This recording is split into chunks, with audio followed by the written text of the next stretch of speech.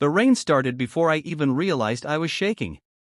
It wasn't the soft, romantic kind you see in movies, it was harsh, relentless, almost violent, as if the sky itself was furious. Water slammed against the glass walls of the cafe, turning the city outside into a blurred mess of lights and shadows. Inside, everything felt too still. Too quiet. Too normal for what was about to happen. I sat across from Ethan, my hands wrapped tightly around a cup of coffee that had long gone cold, watching the man I had loved for 6 years stare down into his drink like nothing was wrong. Like he wasn't about to change my entire life with a single sentence. "I think we should end this." Just like that. No warning. No hesitation. No emotion. The words didn't even feel real at first, like they had floated across the table and landed somewhere far away from me. My mind refused to process them. My heart refused to accept them. I blinked slowly, trying to make sense of what I had just heard, but everything inside me felt delayed, disconnected. "What?" My voice came out quieter than I expected, fragile, almost into my own ears. Ethan sighed, not like someone who was hurting, but like someone who was inconvenienced.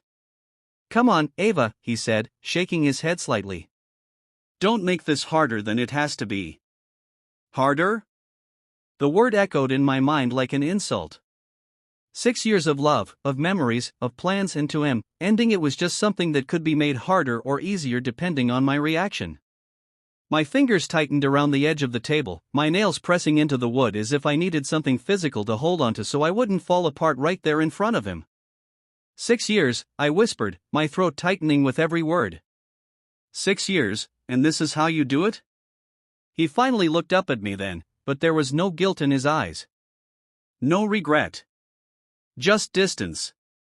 Cold, unfamiliar distance that made my chest ache in a way I had never felt before. "I've changed," he said simply. "No," I thought instantly. "You didn't change. You just finally showed me who you really are."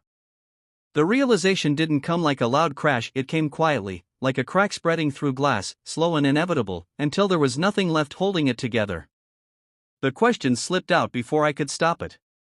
"Is there someone else?" For a second, he didn't answer. And that silence was louder than anything he could have said. My stomach dropped, a cold wave of understanding washing over me. "Wow," I let out a hollow laugh, shaking my head in disbelief. "You didn't even have the decency to tell me before cheating?" "I didn't cheat," he snapped quickly, irritation flickering across his face. "It just happened." I almost laughed again, but this time there was no humor in it, only bitterness. "It always just happens, doesn't it?" I said, my voice steady despite the storm raging inside me. He leaned back in his chair, crossing his arms like he was preparing for an argument he thought he would win. "Her name is Chloe," he said. And there it was. The truth. The final blow. I swallowed hard, forcing myself to stay composed. "And what?" I asked quietly. "She's better than me?" He didn't hesitate. Not even for a second. "She understands my world." Those words hit harder than anything else. My world. I knew exactly what he meant, even if he didn't say it outright. Ethan had always been obsessed with climbing higher, reaching further, becoming someone bigger, someone more important. And Chloe, she was part of that world already. She came from money, from power, from influence, the kind of life Ethan had always wanted but never quite had. "So that's it?" I said slowly, the pieces clicking together in my mind. "You found someone richer, and suddenly I'm not enough?" "That's not fair," he replied, but there was no real conviction behind his words. "No," I said firmly, cutting him off. "What's not fair is wasting 6 years of my life while you were busy upgrading." That hit him. I saw it in the way his jaw tightened, in the flicker of irritation that replaced his calm expression. But he still didn't deny it. Instead, he leaned forward slightly, lowering his voice as if what he was about to say was some kind of truth I needed to hear. "You were never meant for that life, Ava." The sentence hung in the air between us, heavy and suffocating. I wasn't meant for that life. Not rich enough. Not connected enough. Not enough. A silence settled over the table, thick and uncomfortable, filled only by the relentless sound of rain against the windows. I stared at him, really looked at him, searching for even a trace of the man I thought I knew. But he was gone. Replaced by someone colder, someone more selfish, someone I didn't recognize anymore. Do you love her? I asked finally, my voice barely above a whisper. There was a pause. A brief one. But it was there. And then, yes. Something inside me went completely still. Not shattered. Not broken. Just empty.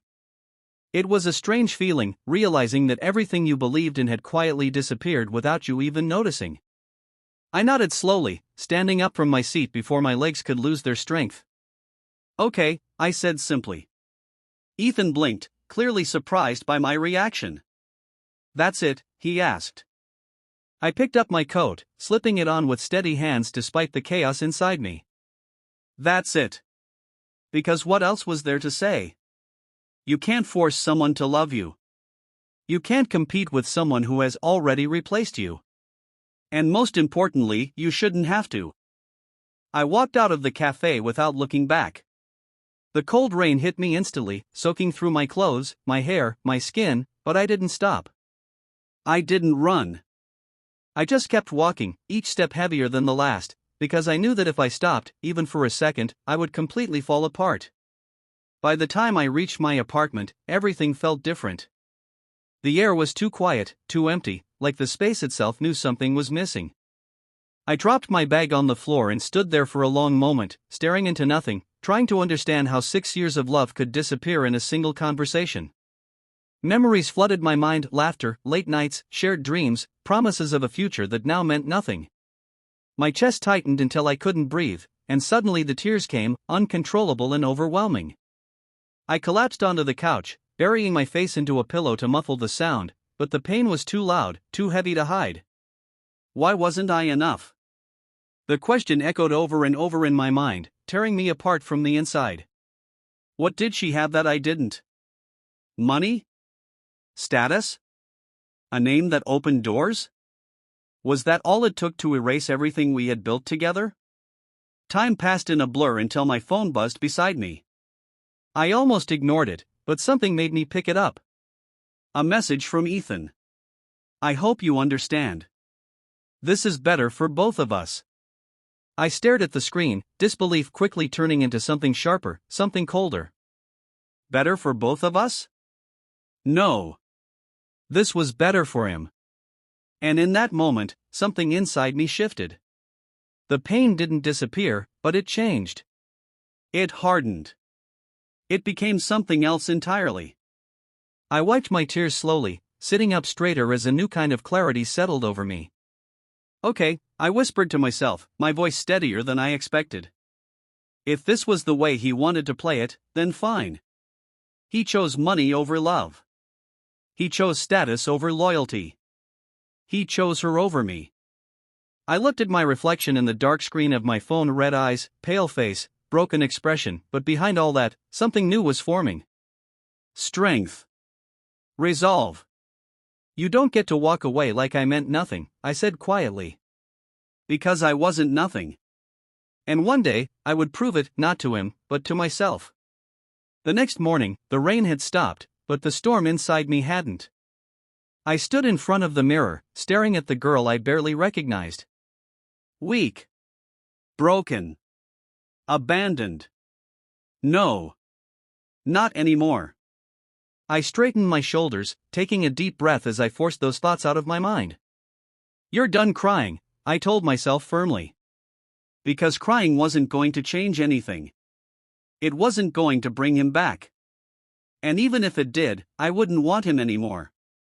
That realization felt different. Stronger. I didn't want someone who could replace me so easily. I deserved more. Better.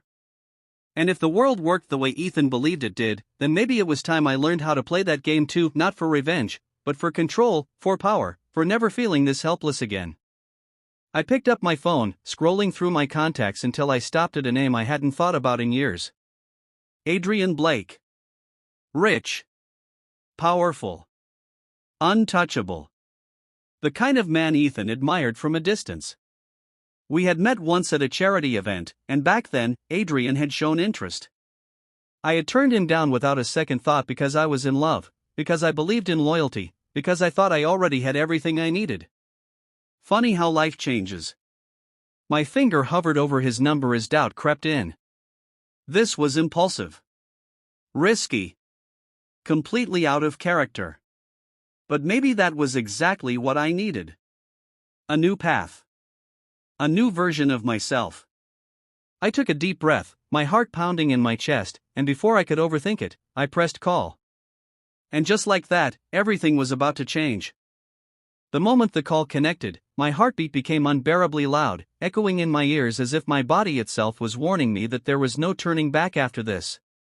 For a second, I almost hung up, my thumb hovering over the screen as doubt crept in like a shadow, but then I heard his voice. Calm. Deep. Controlled. Adrian Blake. Just 2 words, yet they carried a presence that instantly shifted the air around me. I swallowed, straightening unconsciously even though he couldn't see me. Hi, this is Ava. There was a brief pause on the other end, not confused, but recognizing. And then, a faint hint of amusement laced his tone. I was wondering how long it would take for you to call me. My breath caught slightly at that. Of course. A man like him didn't forget people, he cataloged them. Remembered them. Waited. I didn't think you'd remember me, I admitted quietly. A soft chuckle came through the line, low and effortless. I remember everything that interests me. Something about the way he said it made my pulse quicken, not with fear, but with awareness. This wasn't someone like Ethan. Adrian wasn't chasing a world. He owned it. To what do I owe the call? He asked, and this time his voice sharpened slightly, as if he already knew this wasn't a casual conversation. I hesitated for just a fraction of a second, then forced myself to speak with clarity. I think I'm ready to reconsider your offer. Silence followed, but it wasn't awkward. It was calculated. Measured. Like he was assessing every layer beneath my words. People don't change their minds without a reason, Ava, he said finally. And I don't deal in maybes. So tell me, what happened? I closed my eyes briefly, steadying myself. This was the moment.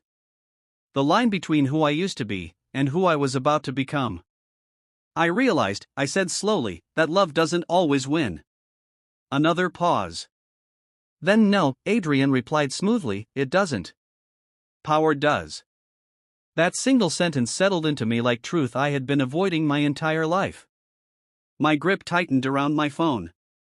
Then maybe it's time I stop choosing love, I said quietly, and start choosing power. For the first time, there was a shift in his tone, not surprise, but interest. Real interest. Meet me tonight, he said without hesitation. 8 p.m. I'll send you the address. And just like that, the call ended. No over-explanation. No emotional weight. Just a decision. Final and absolute. I stared at my phone for a long moment after the screen went dark, my reflection staring back at me once again, but this time, something had changed. I wasn't just broken anymore. I was becoming something else entirely. That evening, the city looked different. Brighter. Sharper. Like every light held a secret I had never noticed before. The address Adrian sent led me to one of the most exclusive private restaurants in the city, a place I had only ever seen in passing, never imagining I would step inside.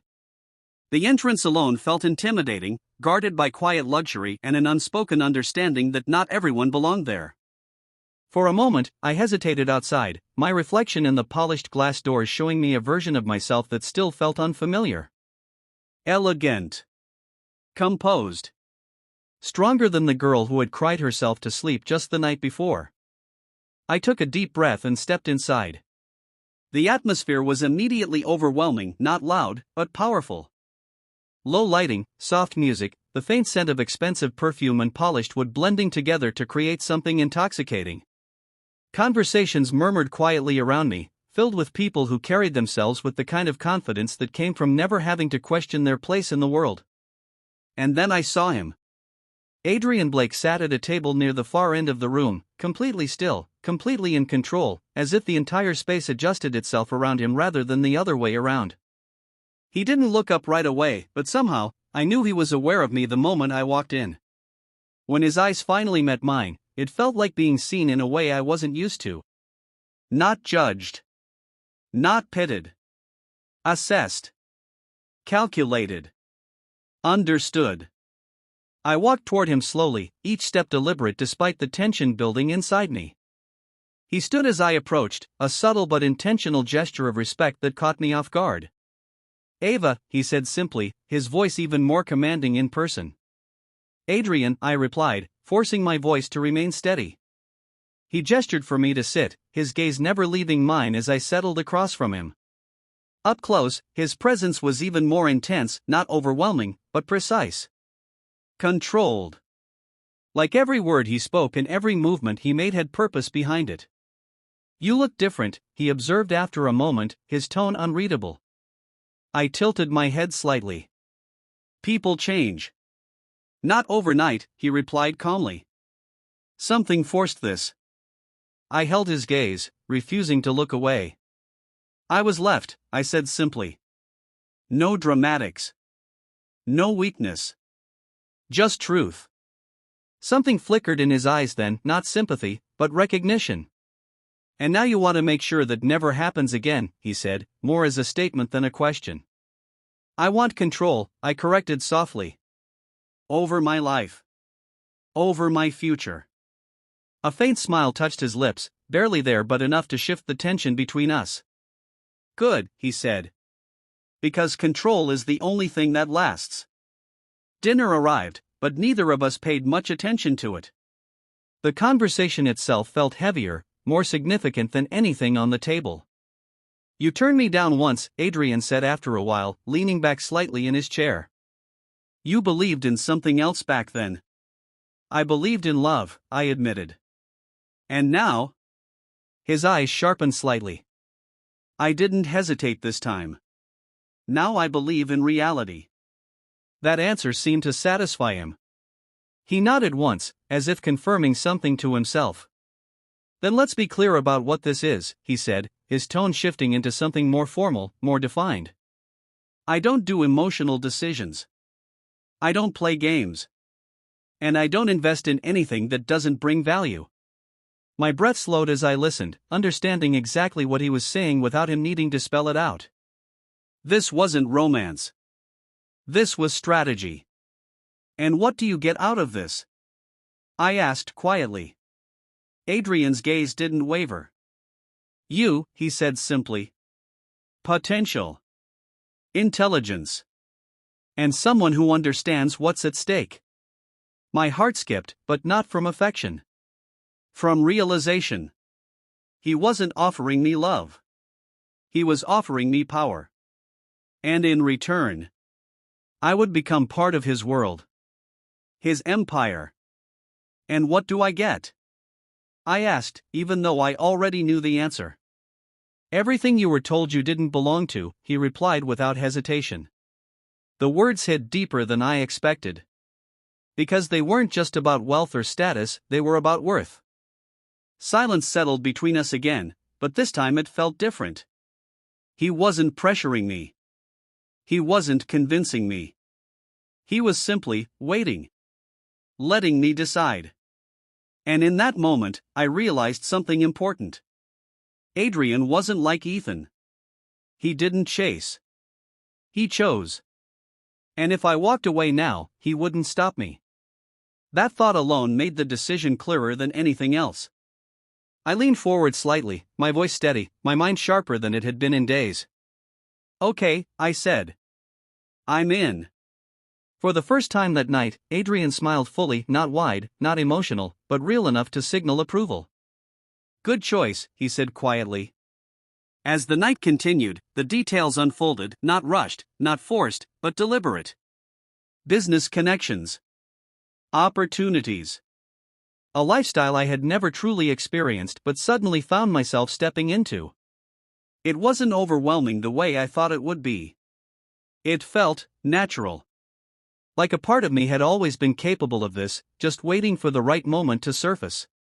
By the time dinner ended, the city outside felt different again, but this time, it wasn't unfamiliar. It felt like something I was ready to claim. When I stepped out of the restaurant, Adrian walked beside me, his presence steady and undeniable. "This won't be easy," he said calmly as the night air wrapped around us. "People will judge. They'll question your intentions." I looked straight ahead, my expression calm.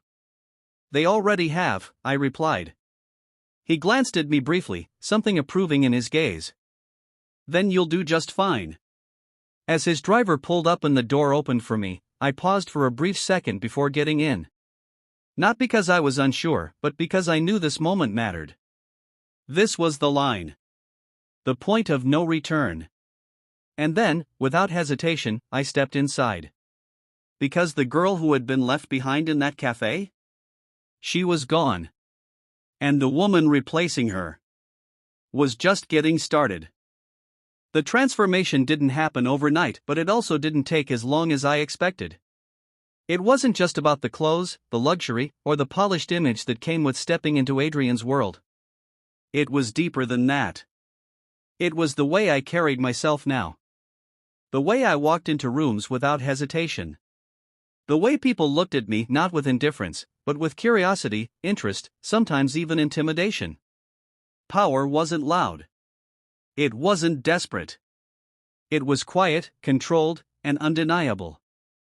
And slowly, I was learning how to wear it like it had always belonged to me.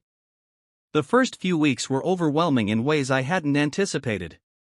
Meetings, events, introductions to people whose names held weight in industries I had never even stepped into before. It felt like being dropped into an entirely different universe. But Adrian never once treated me like I didn't belong there. He didn't guide me like I was fragile. He didn't protect me from mistakes. Instead, he observed, corrected when necessary, and most importantly, trusted me to adapt. And I did. Faster than I thought possible. Because every time I felt doubt creeping in, I remembered that night in the cafe. I remembered the way Ethan had looked at me like I wasn't enough. And that memory didn't break me anymore, it fueled me. Adrian and I had an understanding. Clear. Unspoken, yet perfectly defined. This wasn't about love. It was about alignment. Growth. Strategy. We attended events together, built connections together, and in the eyes of everyone else, we became something people couldn't quite define but couldn't ignore either. There were whispers, of course. There were always whispers. Who is she? Where did she come from? Why her? But none of that mattered. Because Adrian never answered those questions for them. He simply stood beside me, and that was enough to silence most of the noise. It was at one of those events, a high-profile charity gala held in one of the most extravagant venues in the city, that everything shifted from transformation to confrontation. The ballroom was breathtaking, filled with crystal chandeliers that reflected light in 1,000 directions, soft classical music floating through the air as elegantly dressed guests moved across the marble floor. I stood at the top of the grand staircase for a brief moment before descending, my hand lightly resting on Adrian's arm, my posture straight, my expression calm. On the outside, I looked composed. Untouchable. But inside, something stirred, a quiet tension I couldn't quite explain. And then I saw them. Ethan. And Chloe. For a second, everything slowed. The sound of the music faded. The movement around me blurred. And all I could see was him, the man who had once been my entire world, standing just a few feet away, completely unaware that his past was about to walk right back into his present. Chloe stood beside him, her hand resting possessively on his arm, her confidence almost as loud as her presence. She was beautiful, undeniably so. Elegant. Perfectly styled. The kind of woman who looked like she had never been told no in her life. The kind of woman he had chosen. Adrian noticed the shift in me instantly. Of course he did. That's him, he said quietly, his voice calm but certain. It wasn't a question. I nodded once, my gaze still locked onto Ethan. Yes. Adrian's expression didn't change, but there was something in his eyes, something sharper now, more aware. Good, he said simply. Then let's not keep him waiting. Before I could respond, he began walking forward, guiding me effortlessly through the crowd. Each step felt heavier than the last, but I didn't stop. I didn't hesitate. Because this wasn't the same girl who had walked out of that cafe in the rain. This was someone else entirely. And when Ethan finally looked up and saw me, the reaction was everything I didn't know I needed. Shock. Pure, undeniable shock. His entire body went still, his expression freezing as his eyes locked onto mine. For a moment, he looked like he couldn't quite process what he was seeing, like I didn't belong in this world, like I wasn't supposed to be here. And then, slowly, that shock turned into something else. Confusion. Disbelief. And just beneath it, something dangerously close to regret. Ava, he said, my name leaving his lips like it didn't quite make sense anymore. I stopped in front of him, my expression calm, controlled, unreadable. Ethan, I replied smoothly, my voice steady, giving nothing away. Chloe's grip on his arm tightened slightly, her gaze shifting between us as she quickly assessed the situation. You know her? She asked, her tone polite but edged with curiosity. Ethan didn't answer right away. He was still looking at me, really looking at me, like he was trying to figure out what had changed. Everything, I thought silently. Everything has changed. Adrian stepped slightly closer beside me then, his presence immediately shifting the dynamic. Of course he does, he said calmly, his voice carrying just enough authority to draw attention. It would be hard to forget someone like Ava. That was the moment Chloe noticed him properly. And the moment she did, her entire expression changed. Recognition. Respect. A hint of surprise. Because everyone knew Adrian Blake. Mr. Blake, she said quickly, her tone softening, her posture adjusting almost instinctively. I didn't realize you were with Ava? Adrian finished smoothly, a faint smile playing on his lips. I am. The silence that followed was sharp. Tense. Almost electric. Ethan's gaze snapped between the two of us, his confusion deepening into something more complicated. You're together, he asked, his voice slightly strained. I tilted my head just slightly, meeting his eyes without hesitation. Is that surprising? I asked calmly. And for the first time since I had known him. Ethan didn't have an answer. Chloe recovered quickly, though. Women like her always did. Well, she said with a light laugh, though it didn't quite reach her eyes, this is unexpected. Life usually is, I replied smoothly. There was a brief pause before she spoke again, her tone carefully neutral. It's a small world. Not really, Adrian said quietly. Just selective. That hit. I saw it in the slight tightening of her expression, the way her confidence faltered for just a second before she regained control. Ethan, however, was still stuck somewhere between shock and realization. I didn't know you were involved in this circle, he said, his words slightly awkward now. I held his gaze, my lips curving into a faint, almost knowing smile. There's a lot you didn't know, I replied. And that was it. That was the moment. The shift. Because I saw it clearly then, the way his posture changed, the way his expression hardened slightly as something inside him finally clicked into place. I wasn't the girl he had left behind anymore. I wasn't someone he could walk away from and forget. I had stepped into a world he had only ever tried to reach, and I had done it without him. Excuse us, Adrian said calmly, placing a hand lightly at the small of my back as he guided me away before the conversation could stretch any further. And just like that, we left them standing there, Ethan still trying to process, Chloe quietly observing, both of them no longer as composed as they had been just minutes ago. As we moved through the crowd again, my heart was pounding, but not from pain. Not from sadness. From something else entirely. Power. I exhaled slowly, my body finally relaxing as the tension faded. Adrian glanced at me briefly, his expression unreadable but aware. How do you feel? He asked. I thought about it for a moment. About the way Ethan had looked at me. About the confusion. The regret. The realization. And then I answered honestly. Better than I expected. Adrian nodded once, as if that was exactly what he had anticipated. That wasn't revenge, he said calmly. That was a reminder. I looked at him, understanding settling in slowly. Of what? I asked. His gaze met mine, steady and certain. Of your value. I didn't respond right away. Because for the first time, I believed it. But what I didn't realize yet was that this was only the beginning. Because people like Ethan? They don't let go easily once they realize what they've lost. And people like Chloe? They don't like losing at all. The night of the gala should have ended like any other victory, quiet, controlled, sealed with a sense of closure. But life doesn't work that way. Not when emotions are involved. Not when pride is wounded. And definitely not when someone realizes, far too late, what they've lost. I should have known that seeing Ethan again wouldn't be the end of the story, it would be the beginning of something far more complicated. It started 3 days later. I was in Adrian's office, seated across from a floor-to-ceiling glass window that overlooked the city skyline, the golden light of sunset stretching across the buildings like a painting.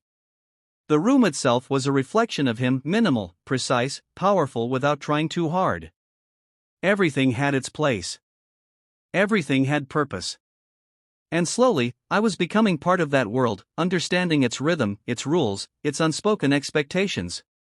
I had just finished reviewing a set of documents Adrian had given me earlier when my phone buzzed against the polished surface of the desk. Unknown number. For a moment, I ignored it. But then it buzzed again. And again. Something about that persistence felt familiar. I picked it up. Hello? There was a pause on the other end. And then. Ava. My entire body went still. Ethan. Of course. I closed my eyes briefly, steadying myself before responding. You shouldn't be calling me, I said calmly, my tone neutral, detached. But inside, something shifted, not pain, not longing, just awareness. I know, he replied quickly, his voice tighter than I remembered. But I needed to talk to you. I almost laughed at that. Needed. Funny how that word only appears when it's too late. We have nothing to talk about, I said, my voice firm now. But he didn't back down. Of course he didn't. That's not true, he insisted. Not after what I saw the other night. I leaned back in my chair slightly, my gaze drifting toward the city outside as I listened. You saw exactly what you were supposed to see, I replied. Me moving on. There was silence again, but this time it wasn't empty. It was heavy. Strained. That's not just moving on, Ava, he said finally. That's Adrian Blake. I could hear it in his voice now, the disbelief, the frustration, the confusion. Not because I had moved on, but because of who I had moved on with. And? I asked quietly. And that's not your world, he snapped, the control in his tone slipping just slightly. I smiled faintly, even though he couldn't see it. It is now. The silence that followed was sharp. Tense. And then his voice dropped, softer this time, but more dangerous. You don't even know what you're getting into. I tilted my head slightly, my expression calm. That's interesting, I said slowly. Because you didn't seem worried about that when you left me for someone in that exact same world. That hit. I knew it did. I could hear it in the way his breathing changed, the way he didn't respond immediately. This is different, he said finally, but his voice lacked the certainty it used to have. No, I replied quietly. The only difference is that this time, I'm not the one being left behind. And just like that, the balance shifted again. You're making a mistake, he said, but now it sounded less like a warning, and more like desperation. I stood up slowly, walking toward the window as I looked out over the city, my reflection faintly visible in the glass. Strong. Composed. Untouchable. No, Ethan, I said softly. The mistake was loving someone who didn't know my worth. And with that, I ended the call. But of course, it didn't end there. Because people like Ethan don't accept silence as an answer. They chase it. Later that week, I saw him again. Not by accident. This time, it was deliberate. I was leaving a high-end boutique, the soft chime of the door echoing behind me as I stepped out onto the street, my heels clicking lightly against the pavement. The air was crisp, the city alive in that quiet, controlled way it always was in the late afternoon. And then I saw him. Leaning against a black car parked just across the street. Waiting. For me. I stopped for just a second, my body instinctively tensing before I forced myself to relax. Of course he would come looking. Of course he wouldn't let this go. I walked toward him slowly, my expression unreadable, my posture straight. This is getting predictable, I said calmly as I approached. He pushed himself off the car immediately, his attention fully locked onto me. You didn't answer my calls, he replied. I thought you made that clear for me, I said coolly. For a moment, neither of us spoke. The tension between us was thick, filled with everything that had been said and everything that hadn't. You've changed, he said finally, his voice quieter now. Not accusing. Not mocking. Just observing. I held his gaze without hesitation. I had to. He ran a hand through his hair, frustration flickering across his face. This isn't you, Ava. I almost smiled at that, but not because it was funny. Because it was ironic. You don't get to decide who I am anymore, I said simply. That seemed to hit deeper than anything else. I made a mistake, he said suddenly, the words coming out faster than expected. I didn't react. Not outwardly. But inside. I felt it. Not the way I used to. Not pain. Just confirmation. You don't say, I replied quietly. I thought I knew what I wanted, he continued, stepping closer. I thought Chloe was better. I interrupted smoothly. More suitable? More valuable? He shook his head quickly. That's not what I meant. It doesn't matter what you meant, I said, my voice steady but colder now. It matters what you chose. Silence. Then. I want to fix this. For a second, I just looked at him. Really looked at him. At the man I once loved. At the man who had broken me without hesitation. At the man who now stood in front of me, asking for something he had thrown away so easily. And for the first time, I felt nothing. No anger. No sadness. No longing. Just clarity. You can't fix something you didn't value when you had it, I said softly. His expression tightened, something desperate flickering in his eyes now. You don't mean that. I tilted my head slightly. Don't I? I took a small step back, creating space between us, not just physically, but emotionally. Permanently. I've moved on, Ethan. The words landed differently this time. He felt them. I could see it. But do you even care about him? He asked suddenly, his voice sharper now, almost defensive. Or is this just revenge? I held his gaze, completely unshaken. That's the difference between you and me, I said calmly. You think everything is about replacing people. I don't. He didn't respond. Because he couldn't. And just like that, he lost again. I hope you find what you're looking for, I added quietly, turning away before he could say anything else. And this time, when I walked away, I didn't feel like I was leaving something behind. I felt like I was finally free. But as I stepped into the waiting car that Adrian had sent for me, I couldn't shake the feeling that this wasn't over yet. Because somewhere in the distance, Chloe was watching. And unlike Ethan, she wasn't driven by regret. She was driven by something far more dangerous. Control. And she wasn't about to let me take that from her. The tension didn't explode all at once, it built slowly, quietly, like pressure gathering beneath the surface before everything finally breaks. After that day with Ethan, I knew one thing for certain: he was no longer the problem. He was just the aftermath. The real storm was still ahead of me, and her name was Chloe. It happened at another event, of course. In this world, everything important always does.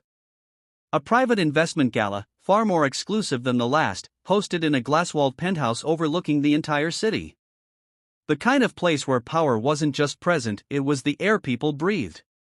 I stood near the edge of the room, a glass of untouched champagne in my hand, watching the city lights flicker below like distant stars.